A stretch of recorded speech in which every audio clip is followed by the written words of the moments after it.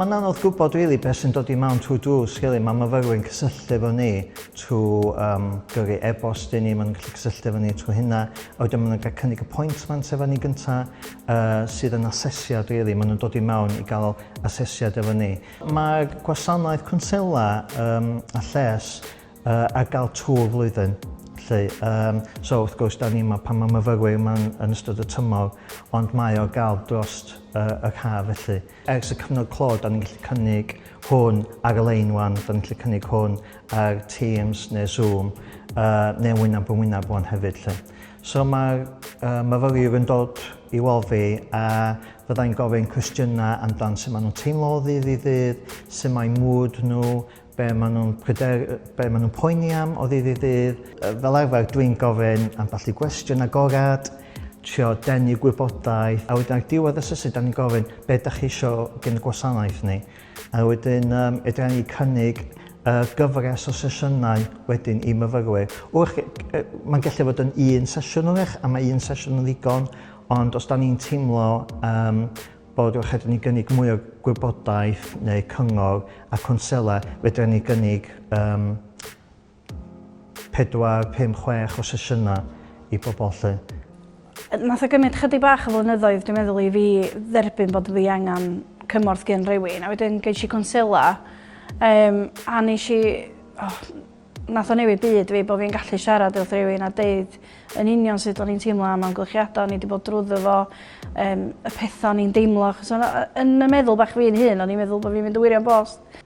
So beth sy'n bwysig i gofio hefyd ydy mae bob client sydd yn cysylltu efo ni i gael cymorth a gael Cwnsela, mae pawb yn individual, mae pawb yn wahanol, mae gennym nhw elfennau gwahanol o fi bywydau nhw, maen nhw'n dod o cefndir gwahanol, mae gennym nhw'n dod o teuluoedd mor wahanol.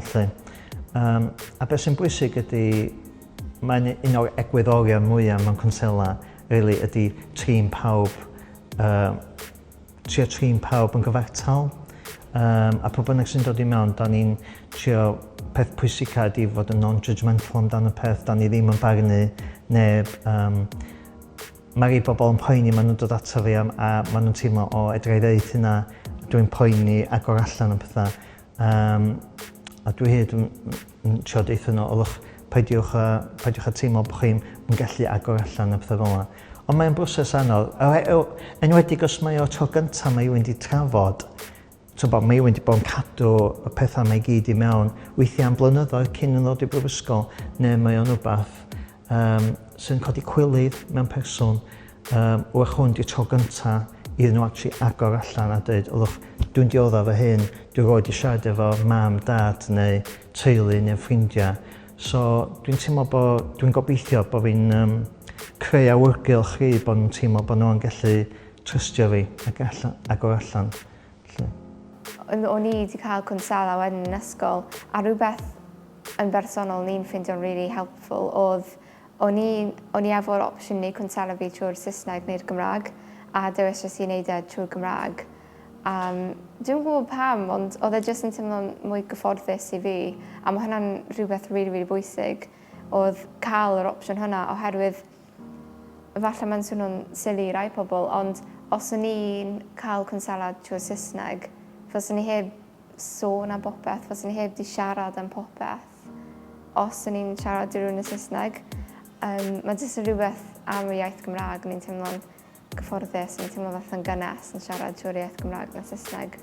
Ond dwi'n Cwnsela yn help enfawr, a os mae angen help arnoch chi, mae yna loads o help allan na, a ewch i gael y help na, oherwydd mae yna bobl, dych chi'n mynd faich i neb, a mae yna bobl allan na sy'n fodlon helpu chi. Un o'r pethau pwysicaf a'r negas pwysig i ddod drosodd heddiw ydy bod yna wasanaeth ar gael trwy Gymru Gymraeg. Dwi'n cwnselydd sydd yn Cymraeg iaith cyntaf.